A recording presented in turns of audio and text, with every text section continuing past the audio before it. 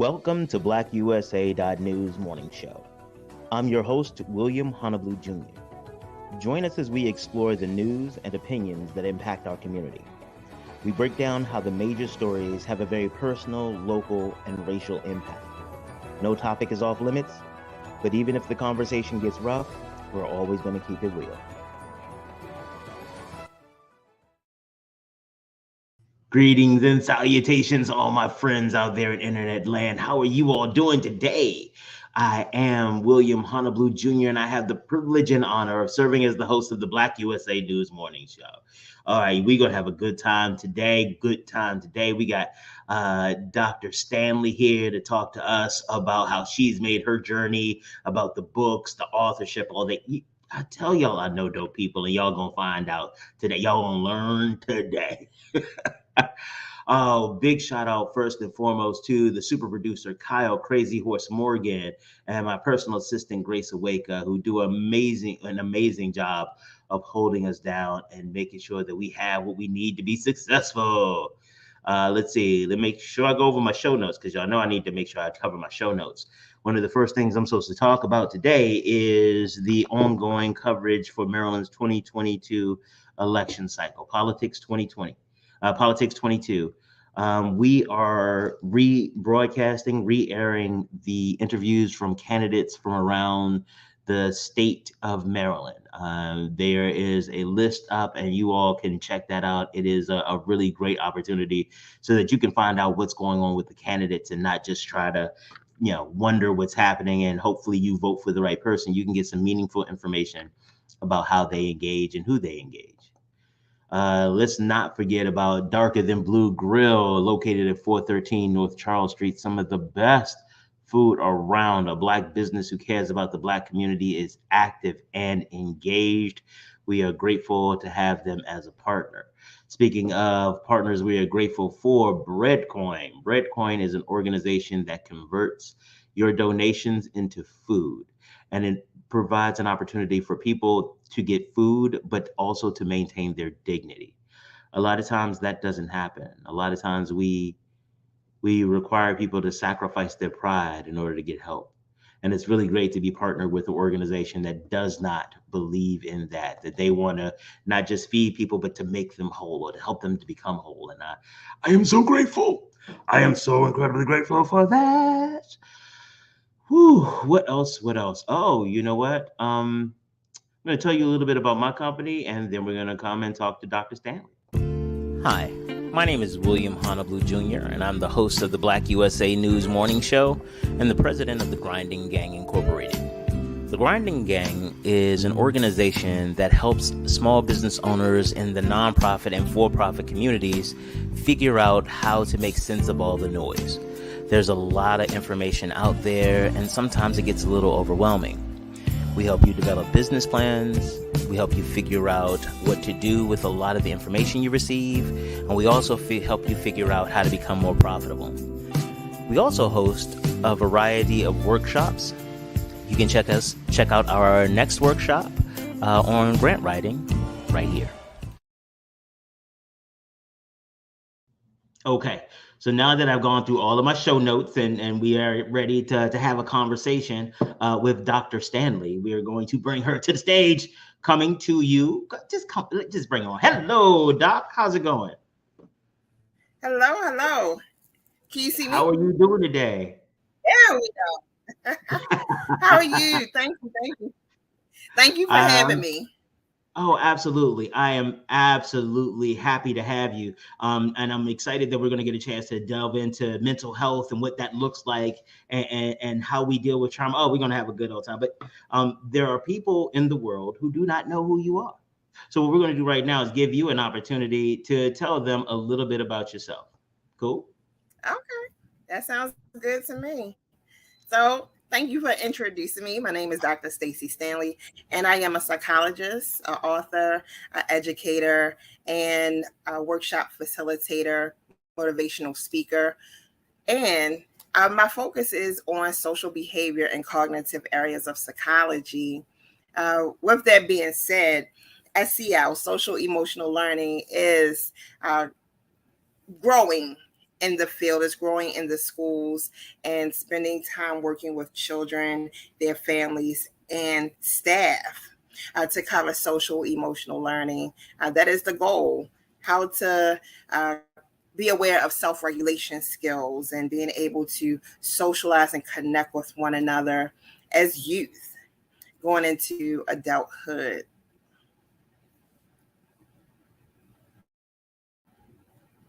So I appreciate you having me on. Absolutely, absolutely. We have a great time, and mental health is a really big context of what we do, especially in the context, especially when we're talking about social emotional learning. I think sometimes people forget that we, as a society, there are social rules that we have, and those social rules are what kind of governs us and moves us forward, and gives us the rules on how to engage with each other. If you are born Right. and developed in a different society, you may not understand the social customs in a place. The example we use is the first time I went to a Catholic mass. I thought that the pew the kneeling I can't remember what they call it, the part that they put out to kneel on. I thought that they were just so fancy that they had like fluffy footrest. I was like, oh, this is, you must have to take your shoes off at this church and relax your feet, because I didn't know the social customs. So I would have walked in, Right. I walked in, I was like, oh, playing with, and they were like, don't do that. I was like, why? It's a footrest. No, that's where we kneel to pray. Oops. And so You I sound like appreciate. me. Oh, word? That's your. It sounds like that. I had that same experience. I went for the first time years ago to a wedding. And I was like, oh, okay.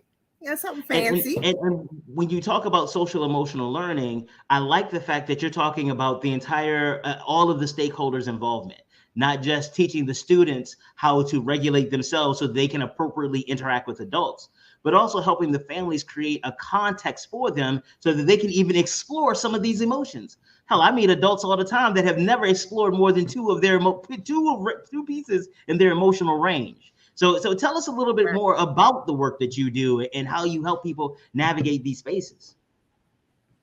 Well, see, the thing is that when you are, um, you can think of social. That means that you're interacting with other people, and emotional. You're thinking about your feelings, being expressive, and then you hear learning, right? So you're learning Mm-hmm. a new skill, a new technique.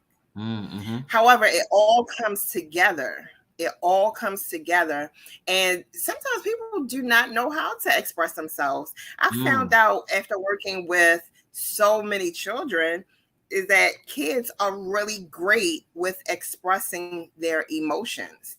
It's not necessarily a learned behavior because they don't have Mm. a strategy with it. Mm-hmm. Mm-hmm. Mm-hmm. To come in with a strategy, they blatantly say how they feel. If I want True to that. talk, you know, such a meme, such, you know, they blatantly say things. Where it Yes. changes is when they get older and certain trauma experiences, them being able to express themselves in a way that they were used to, not necessarily taught, but the way they were used to. And I love the fact that you juxtapose this idea of kind of the natural development or the natural maturation of emotional wherewithal to this idea that a lot of that is taken away when we try to train them on how to interact in our society. Oh, and it's so funny. I Right. had this conversation with parents often about the truth. It's like the example I use is like, I remember when I was young, there was a lady at the church that nobody really liked, but she had some titles or something like that. So everybody was very respectful for her. And I remember one time my grandmother was talking to the lady and was like, oh, there's Sister Jones, whatever her name was. Sister Jones. Oh, Sister Jones is so great. And I was like, no, you said she's mean. That's not true. Like, and guess what? I got hit in the mouth. Not hit, but like popped in the mouth. Hello? Okay, you can hear me. I'm sorry. I got stuck on Yeah. the story. So I got It popped in was the mouth. So what I learned was that the truth is designed. You don't use the truth if it will disrupt the social structure. You hide your feelings. You aren't honest because society requires you to lie. It requires my grandmother to tell Sister Jones that Sister Jones was great, and when she absolutely didn't believe that. So I'm grateful for the way that you structure those. Thank you. Yeah, well, one of the key areas is being responsible for decision making. Talk a little Making bit the more about that. decision on how you want to express, being able to make the decision in how you express Mm-hmm. yourself, your feelings, being respectful when you're doing it. And Mm-hmm. also, another thing is the social awareness, being aware, Mm-hmm. Mm-hmm. being Mm-hmm. able to share, being able to empathize. So it's pretty much a dialogue, either way you look at it. So it's social emotional learning is not something a one person learned skill. I'm just going to do this on my own.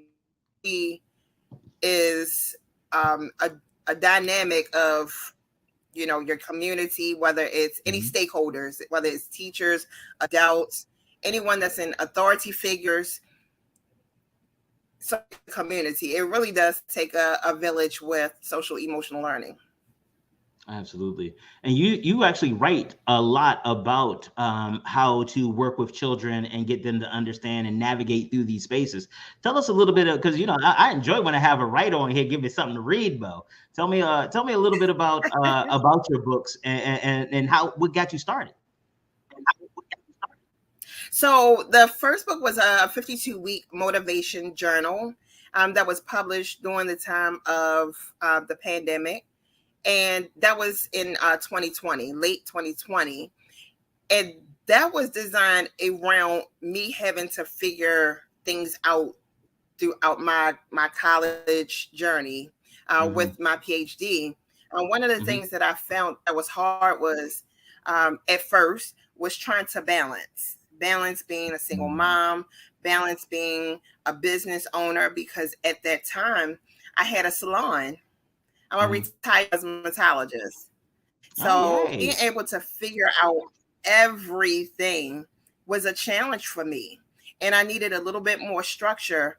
And with that, being able to know what I could do more of, what I can do less of, being able to know what my goals and aspirations were at that time, being able to set everything out.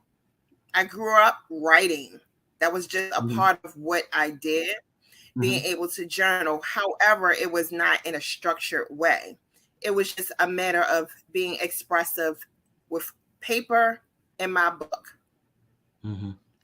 So being able to create something that was 100% full color.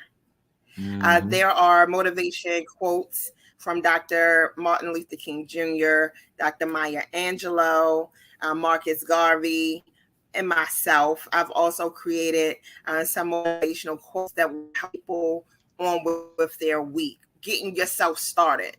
Because sometimes you're not going to have a good week. So you need something to kind of boost you. So having it in 100% color, having Mm-hmm. something to motivate you and keep you going, but also having the opportunity to rate yourself. So just Mm. imagine rating yourself at the end of the week. Mhm, mhm. Yeah. I think So and go that ahead. Go ahead. followed. I'm sorry, go ahead. No, I was gonna say that tool sounds incredible because no matter how you rate it, it is a really good marker on how you see self. And once you have that marker, then you can start digging into, well, how did you get to that number? How did you get to that rating? And really be able to dig deep into some of the things, other things that may be going, go ahead with your bad self. I see you. Okay. Yeah. And that's what it's about. It's about seeing yourself, not how other people see you. It's a Mm-hmm. reflection, your self-awareness. It all comes down to your self-awareness. Here we go with the social emotional learning. It still involves your self-awareness. And of course, as parents, and I can only speak from a mom point of view, being a Mm-hmm. mother, sometimes it's hard to be able to balance that out emotionally and Mm-hmm. physically, to the point where if you do not catch yourself, you know, the next couple months, you can either spiral up Yep. or spiral down. Yep. So it's a very important tool. So with that, as being an adult and you're getting yourself together, because you're no good to your children if you're not any good to yourself. Mm-hmm. Mm-hmm. Mm-hmm. So what comes along with that is helping your children be able to learn those social emotional skills. And with All About Me Can't You See, it's a social emotional learning book. It's a book that you can use for child-centered time. Child-centered time, it doesn't have to be a full hour, it doesn't have to be 2 hours. It does not even have to include spending money, even though sometimes going for a little bit of ice cream, or candy is really good. However, being able to learn about your child and learn about yourself, and then be able to discuss it with your child. Absolutely. That is an So amazing opportunity. that's what all about me. I'm sorry, I Yeah, was co-signing. that's what I all think I about got me a little can't bit you of a see. lag, so I was co-signing on what you were saying. I think it's wonderful. Oh, okay. Okay, yeah. So all about me can't you see is that's what it's designed to do. It's a coloring book included, but it Mm-hmm. also consists of being able to, what is it that you like? What is, as a child, what makes you happy? Things like that. And you can actually write it, or you can draw it, or color it, being creative. And it's for, and I'm going to say this because it's not, after I published it, I learned that the age really doesn't matter, but it was actually designed in mind for pre-K to fifth grade. Okay. However, I've had some adults who wanted to purchase it for themselves, and the feedback that I received, that it was very therapeutic for them. It was something Mm-hmm. that they was able to learn more about themselves. Absolutely. And I know we got another book to talk about, but after that, I want you to talk a little bit about how you've been able to help people who may not have had that type of social emotional support, or may have even had some adverse childhood experiences, so they don't have the context or the experience of what that type of support feels like. How do you help them, one, identify that they don't, and two, help them build that? So So one of the things I do, I actually, my business, well, one of my businesses is expressions mentoring and consulting, and I partner schools within Baltimore City, mhm. and within those is and specifically elementary schools. So partnering with those schools and working with children, such as in pre-K, kindergarten, early Head Start, you are bound to see where there are some gaps, even at home, some Mm-hmm. disconnects between the relationship that a child has with their teacher, because they're still building a relationship. They're in school for all of these hours. Yep. Your teacher, your staff, you're building relationships. It's Mm-hmm. and sometimes the relationship is more stronger in school Mm-hmm. than it is Mm-hmm. at home. Yeah. So what I found out during, my time working with these students and teachers, is that just simple love, being able to listen.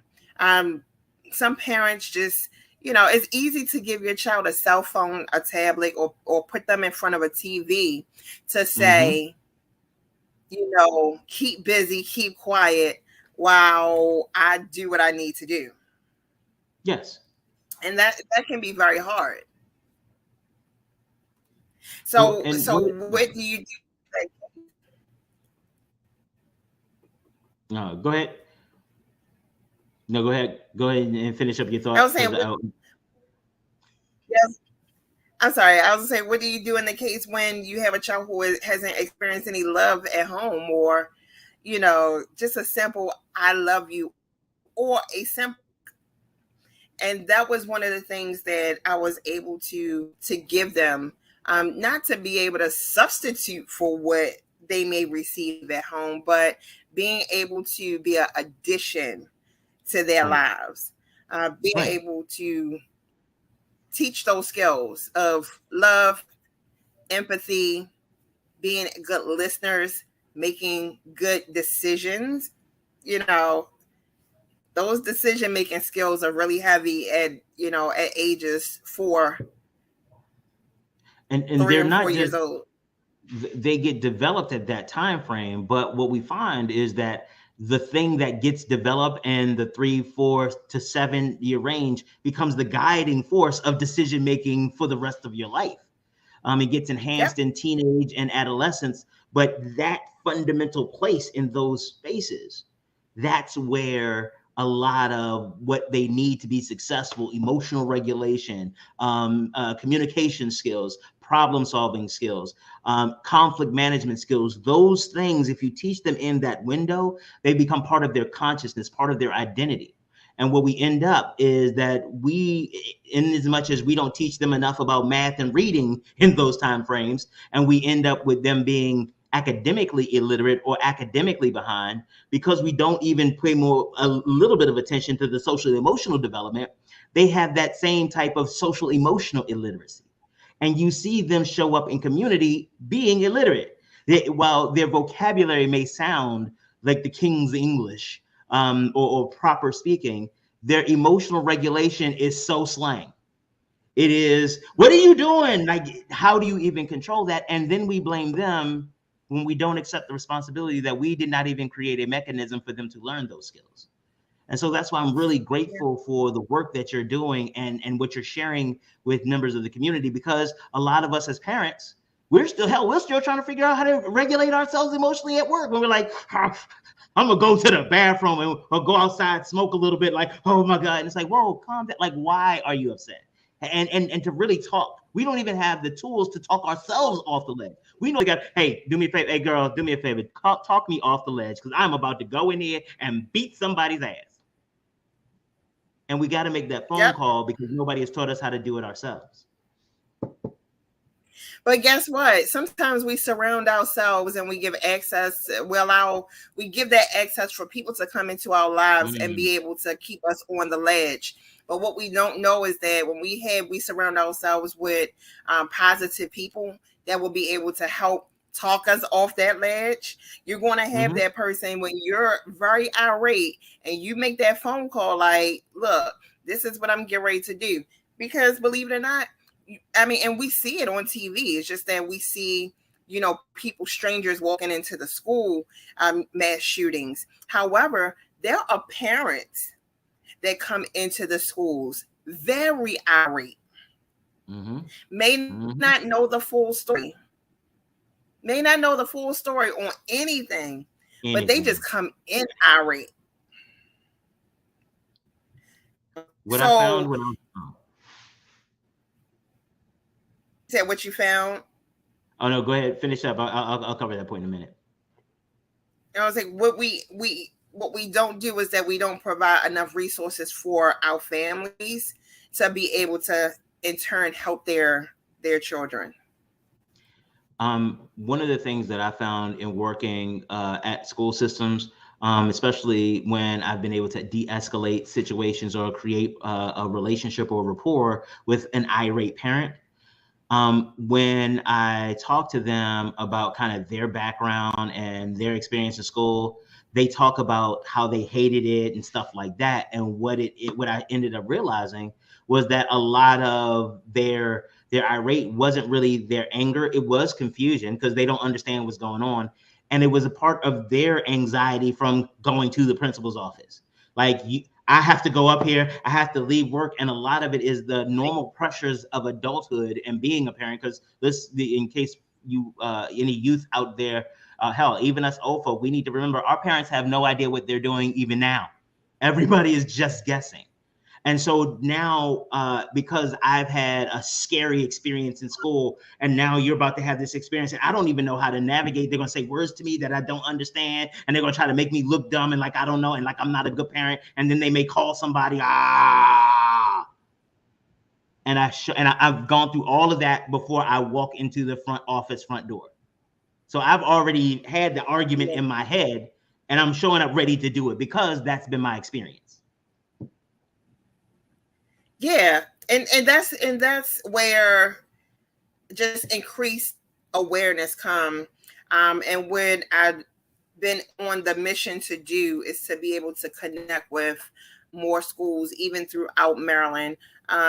My partnerships with Baltimore City, Baltimore County, and Anne Arundel County Public Schools, just being able to provide workshops, informative workshops, and seminars to help parents, because none of us come with any kind of manuals, right? And just like you can do any edit in a book, it's hard to edit us as parents when we've been already used, for some of us who've been parents for a few decades. You know, how do you come in and change what the mentality is really hard.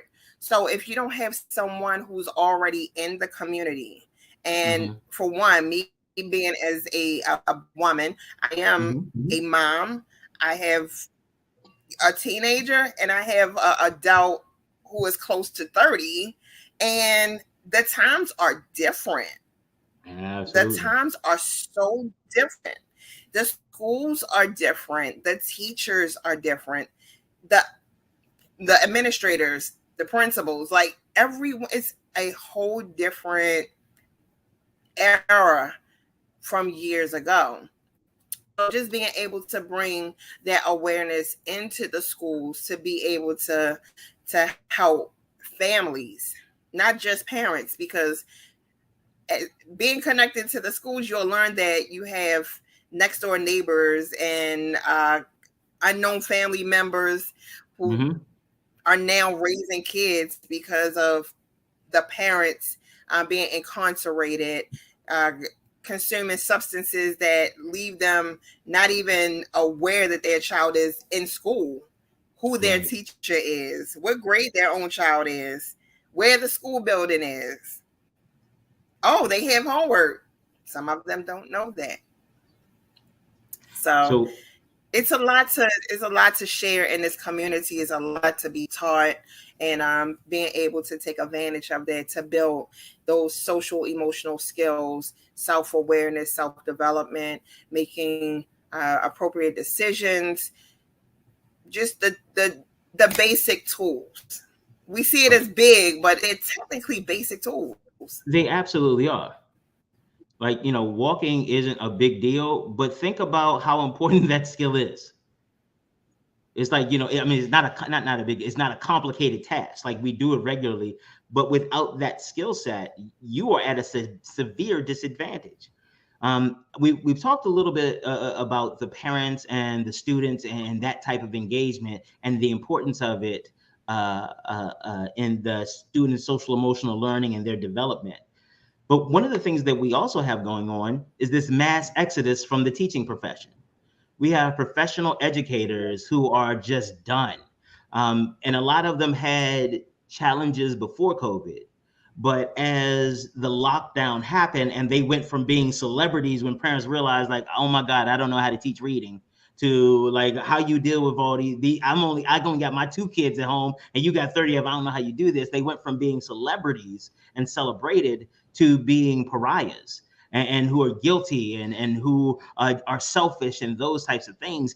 And on top of that, this lack of engagement for the 2 years and that social emotional development, the standards and customs and behaviors that students should have, many students didn't learn that, and those who did know it before, a lot of them have forgotten it. So there's this entirely new type of culture that has come back to the schools as they reopened, and a lot of teachers find it untenable and they're leaving the profession. So as a professional who focuses on mental health, what advice do you give teachers to either address burnout, change the culture, or is it just the best if this doesn't fit you to leave? How do you advise them? You know what, and it is true, because like I said, I surround myself with schools and working with teachers, students, and parents. But the one thing I've noticed, and this, it goes back to what I offer, if there's a professional development that is available for them, not a professional development that they're used to doing, in every workshop that I do, that I do, unless it's just a seminar where I'm just lecturing, but a workshop is really a workshop. Right. The skills you're going to use is not just facilitated in a way that is being lectured, but it's actually given in a way that you can use hands-on skill building tools to be able to present this in the classroom. And that's what a lot of teachers are not receiving. They're receiving these professional development days and times where it doesn't apply to what's needed in the classroom to help their child. It's not designed to prevent burnout. It's not designed to balance emotions, to make those great decisions of should I stay or should I leave? Right. Because you have some of the best teachers that are out, they're retiring, they're leaving, they transferring schools, they're moving to different states. And I think a lot of that has to do with the fact that the professional development and the types of supports, like you said, that are there for them are not really there for them.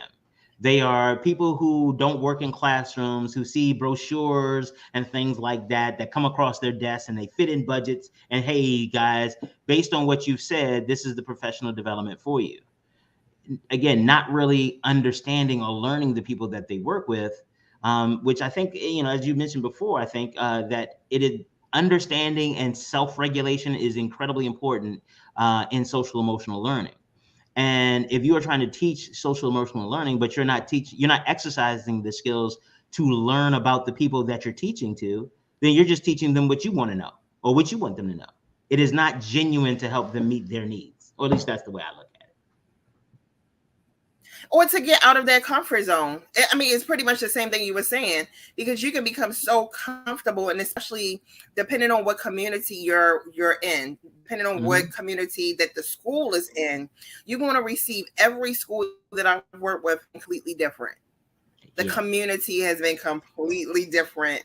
And when I mean different, I mean even from ethnical backgrounds, racial differences, everything, religious difference, completely different, even language difference. Working with schools who have predominantly Spanish-speaking families, being able to address their needs. I found out in some of the workshops that I facilitated is that they have a hard time being able to express themselves because of the lack of English knowledge. And even when it comes down to, they have difficulties reading. They have difficulties being able to read the information. And I was talking to a good friend of mine who has worked in the school system, and we both said the same thing. They're having a hard time even in their own, in their Spanish language, being able to communicate what they need. Yes. So just imagine we're coming in and they don't know. I mean, think about how many Americans who are born here who have been taught English their entire lives still have difficulty with basic concepts. You're asking them to not only understand this concept, but to understand it in another language. And in many cases, some of the concepts we're trying to share, there's not even a cultural reference point for them. Like, when you think of idioms and things like it's raining like cats and dogs. Honestly, I've said that myself. I still don't know what it means, because I've never seen it rain cats and dogs. And if I did, it would not be, I would not think of rain at that point. I would think nightmares. So like, I use it and don't know what it means. And imagine saying that somebody's raining like cats and dogs. Like, what the hell happens in your country? What are you talking about? Maybe I don't understand English as good as I thought, because what do you throw them off of buildings? Like, what the hell is happening right now? But you're right about the cultural context. Right. It's really it's a challenge. It's a challenge overall, no matter what community we're in. And just being in Baltimore alone, you had some people walk out of their door. And I mean, just this weekend, Father's Day weekend, Juneteenth weekend, we had so many shootings within Baltimore. Mm-hmm. And one was a business owner. Like, mm-hmm. What is going on? So you have kids who they already adjusted to that life of violence, and this is how I communicate how I feel. When I'm angry, I'm just going to kill someone. I've actually had children that said that to other kids, as an immediate reaction to what was done or said to them. I'm gonna kill you. Or you see that they're using a pencil or scissors to harm another child. That is something because they've seen it. Yeah. That's something that they learned from someone. And it's about the social context as well. I did some work a long time ago in DC at this organization called the Covenant House, and I was volunteering when I had the online radio station back in the day, Radio for Real. Big up to the super producer, Kyle Crazy Horse Morgan. So I went there and I was interviewing. One of the projects we were doing is the archiving the voice, because, you know, this is in 2009-ish. So podcasts weren't even a thing. That word didn't even exist back then. And so we were just recording it and burning it on a CD so they can hear their own voices. And I was doing an interview with one young man. He was a 10-year-old, and I talking about tell me about your life or whatever. So tell me about your friends. He said, well, I used to have 3 best friends, but now I only have 2 because one of them got shot and he was killed. But, you know, that happens. So now, but at least I still have the 2 left. No, sir. That doesn't just happen. And he said it with an affect that was just like, what? That doesn't happen to everybody. He had normalized the loss of a close friend as just something that happened. So what does that say to him about the value of life in general? If I am numb to the murder of my best friend, what does your life mean? Because I don't even like you. Right. Yeah, it's completely hard. And I think that's going to take me into my third book. The reasoning behind that third book, it's an anthology.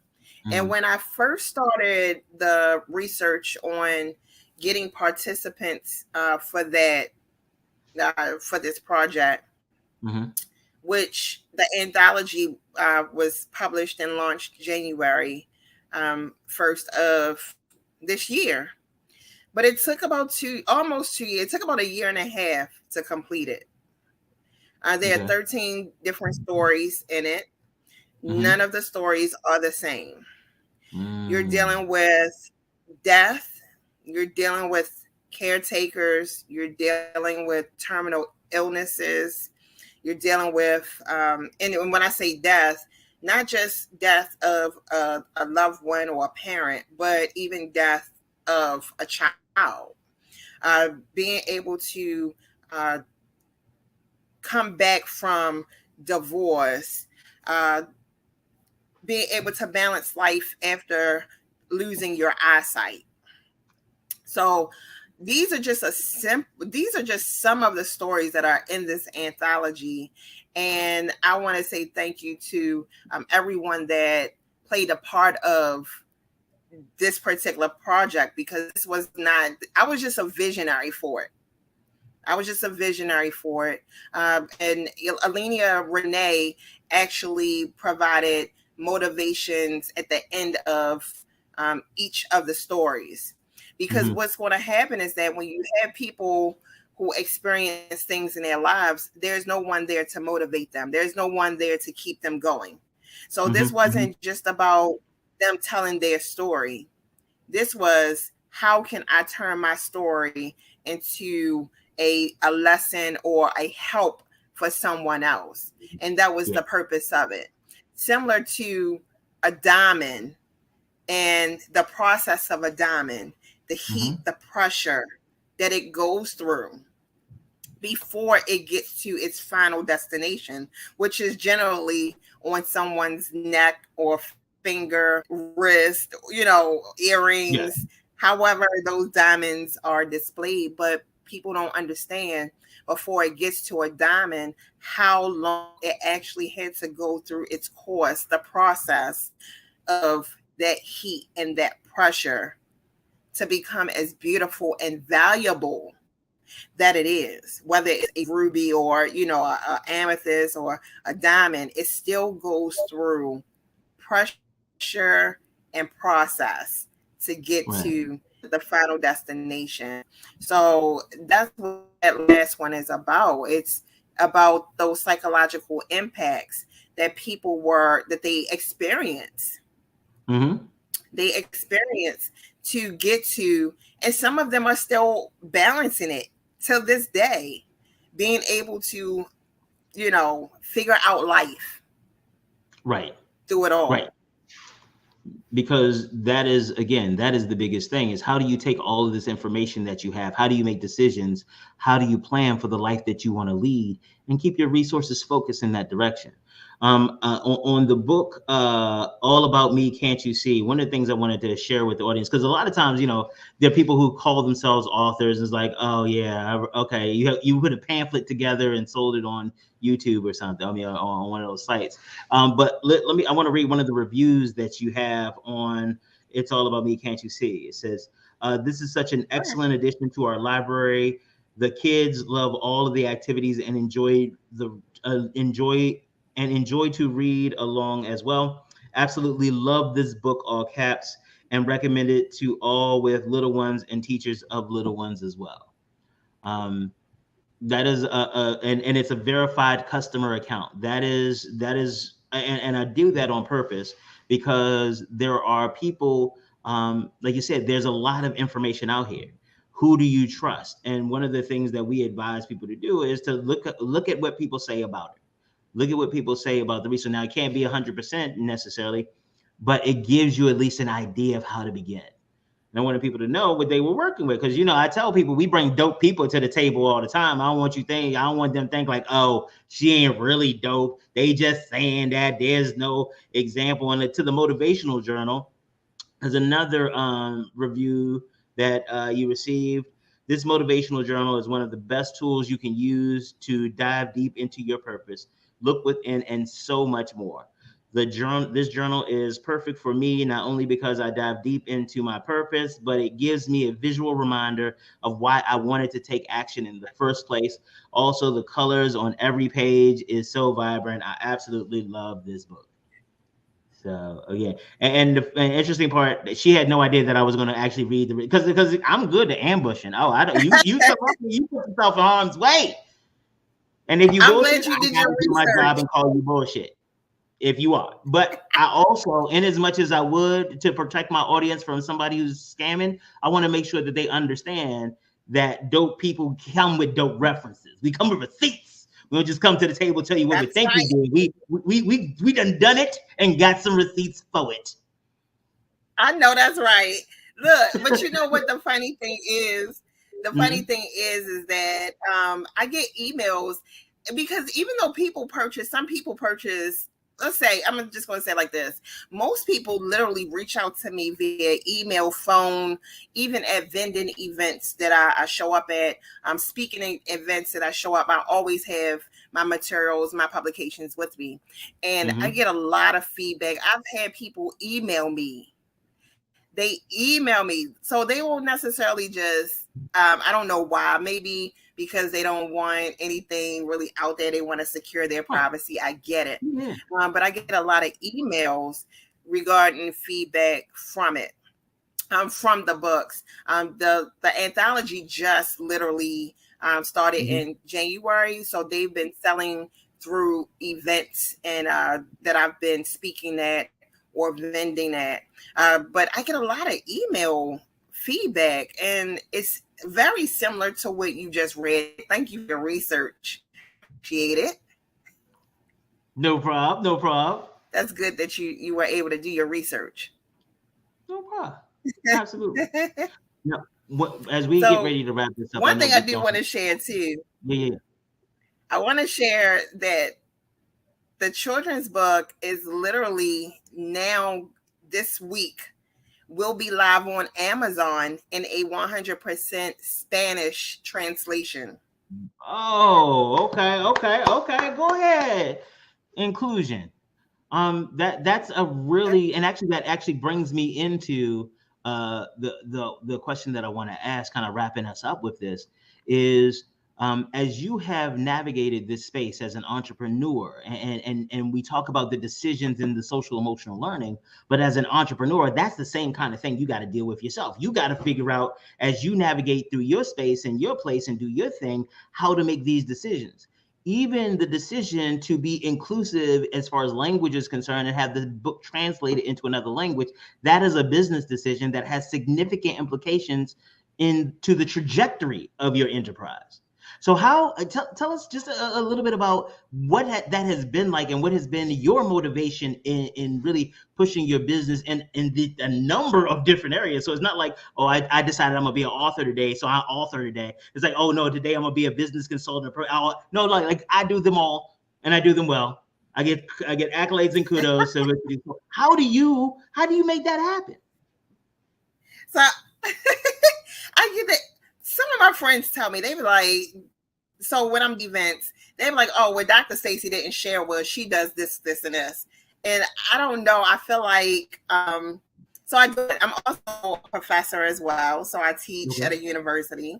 I teach psychology. But I do leave a lot off. I leave a lot off because not purposeful that I leave a lot off. It's just that I'm a kind of behind the scenes type of professional.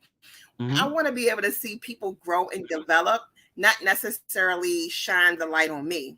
So, but one thing I do as a business owner is I'm a good listener to the organizations that I collaborate with, being able to see what their needs are. And two of the schools that I partner with, their students, their families are like over 80% Spanish speaking. So you have to listen to what the needs are, because if not, if I did everything based on the way I want to do it, I would never be successful. Not successful necessarily financially successful, because that's not the first go-to. Being able to be successful with making an impact in the community. And I think what you are demonstrating. Go ahead. I was just finishing up the sentence. In order for me to do that, I had to just be able to listen, see what needs are. Oh yeah, it's what I was about to say is even better once you finished. I apologize for interrupting you, because like I was saying, one of the things that I have noticed about the material that I've seen about you, and even in this conversation, is that you have a very customer-centric, problem-solving way of approaching your business, the community, and these problems. And what that does, at least from my vantage point, and by the way, I am an expert in small business because that's what I do. From my vantage point, that provides a really critical foundation for sustainability, because the way I teach my clients about their engagement with their customers is that your target customer is the one that writes the check. So if you don't understand, if you have not learned them, you have not got a sense of what motivates them, what their needs are, and how to engage them, you're going to be guessing a lot, and you're going to get a lot of it wrong. And so I as just as a business professional, I appreciate the way that you engage kind of the business portion of the whole model. So I just want to say that, because again, it's rough out here. So whenever we get an opportunity to compliment somebody, we should take it. Thank you. I appreciate it. I really do. I get I guess that's when a little bit of the imposter syndrome mixed in. Is like, I know I could be doing a little bit more, but it's like, okay, you really a lot. And it's so much. It just really goes to show that there's a lot more work to be done, and to be able to collaborate with other people, like-minded people, to be able to service the community and service impact in an impactful way, to be able to provide services, for those purposes, not for us, but to help those in the community. Amen. Amen. And all right. I hate the fact that we're coming up on time, or that we've come up on time. But what I want to do is to absolutely, you have the links to set up another interview. I would love to have you back. And separately, I would love to talk to you about potential collaboration, because some of my partners and I have designed some engagement around accountability for risk management and compliance and accountability for high school students, or for high schools.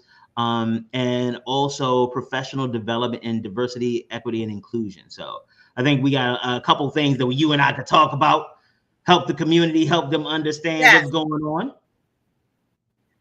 And you know what? The funny thing is, I know we're getting ready to wrap up. The funny thing is that I actually am a member of the American Psychological Association, and Division 1 is one of my primary active divisions, and inclusion and diversity is a part of what we stand for as a general psychology division. And it's not just a national thing, it's an international thing that involves the inclusion. I've also partnered with research and from other psychologists in another country. So it doesn't necessarily mean, just in Baltimore or just in the state of Maryland or within the United States. Inclusion and diversity is all over. And that's you have people coming from other countries here. So being able to accommodate and provide diversity and inclusion is a goal. So I would love to collaborate and partner. Of course. Yeah, we're gonna do that. So before you go, you got to sell them something. You got to tell them how they can reach out and contact you and stay in touch with you and all that other good stuff. Absolutely. You can definitely keep in contact with myself, Dr. Stacey Stanley, with Expressions Mentoring and Consulting. You can email at XP, and that's X as in X-ray. There's no E in front of the X. So it's XPRESSIONSMC@gmail.com. Or you can log on to our website. You can check our website out, all the different services that we offer. You can also order all 3 of the books by either email or via our website at www.xprision-nm as in Mary E.com. Once again, that is www.xprision-me.com. Also, you can reach us. Our business line is 410-705-4522. And I appreciate you having me on, Mr. Honorable. I appreciate everything. Absolutely. I tell these people all the time that I know dope folk. I know who does what in the community. I know that's right. And as I mentioned in the lead-in, Dr. Stanley does the damn thing. Has had a significant impact on members of the community and things like that. And I thought, because I don't like to. Y'all know that's a lie. I do love putting people's business in the street, but I was trying to be professional. Y'all not be getting show notes, and I was like, well, we're going to talk about the book, and I was like, so I'm just not going to be just ignorant, but it's okay. We're going to be ignorant next time. That's going to be fun. It's going to be fun. We're going to express ourselves because that's what. Yeah, we're going to have some fun. Yeah. I was trying to be professional. This is your first time and my birthday's coming up, so I'm like, I need to do something. I need to calm myself down and stuff like that. So yeah. But next time. See. We could have celebrated. I have a birthday coming up too in the next few weeks. When is your birthday? July the 10th. Mine's July 4th. Look at you, July babies. Whoop, whoop. We're good people. We're good. We're absolutely excellent. Cancers are amazing. I had to sing about it a little bit. Absolutely. especially the July ones. Oh, we are extra special. Extra special. And see, I bring my oldest son in to July because he was actually supposed to be born on my birthday, but that Bama needed his own day, so he came 7 days early. So I claim him as part of my July birthday, but we know how it goes. My oldest is July the 5th. She decided she wanted to make her way after the fireworks, so. I understand. And I'm grateful as mine is the 4th. So, I don't have to share it with her. It's fine. Yeah. All right, Doc. Looking forward to the next time having you on, and we can chop it up and have some more fun. Yeah, let me know when you're ready. I'm ready. When you're ready, I'm ready. Don't threaten me with a good time. All right, you have a great one, and I'm looking forward to talking to you next time. All right. All right, bye. Yo, what did I tell y'all people? I know dope folk. Man, listen, y'all don't even understand the dopeness I just associate myself with. Like, it's like, ooh, I just got so much dope on me. It's just, oh wait, no, not illegal dope. That's disrespectful. That's not what I'm talking about. Don't go around here telling people, oh, I think William get high. No, I'm talking about dope people, not like heroin. You knew what I was talking about. Don't be disrespectful. Oh my God. Somebody said that's not anybody except the people in your head. You know what? All of y'all disrespectful. I'm leaving. And guess what? We will be black tomorrow.